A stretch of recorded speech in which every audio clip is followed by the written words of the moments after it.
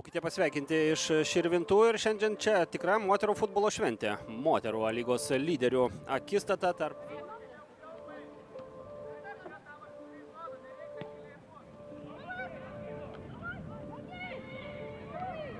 Čia užtikrintai Žydė, mano minėta Transinvest naujokė, na jau be abejo pažaidusi vieną kitą mačą ir moterų lygoje.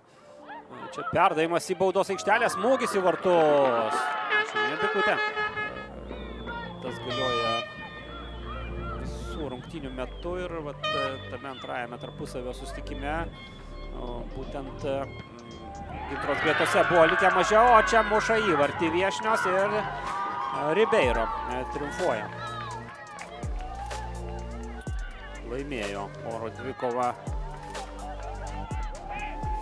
baudos aikštelėje Šiaulių Gata šeimininkėms ir čia perdavimą į baudos aikštelę jos.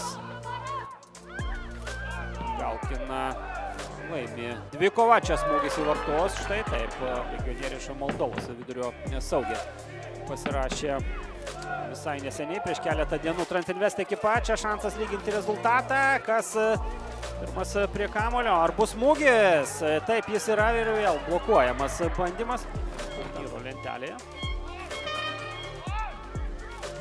Gintrai reikia kovoti dviem frontais kol kas, tai būtų puikus rezultatas, o čia tuo tarpu toliau šturmuoja, kaip be pasibaigtų šios rungtynės, kad išsaugotų pirmąją poziciją lygoje, na ir juo labiau vengti pralaimėjimo dar ir trečiajai lygos komandai, čia Ribeiro. Dar vienas smūgis Kauno rajono Hegelman ekipai. Vėliau persikėlė artėjant čempionių lygai jau į Gintrą. Tiksliau sugrįžo čia Tamara Braun. 2-0. Gintra didina savo pranašumą. Jau prieš tai buvo netoli rezultatyviaus kirčio šį kanadietę, o šįsyk padeda, ko gero, jau pergalingą tašką. Sveikina komandos draugės.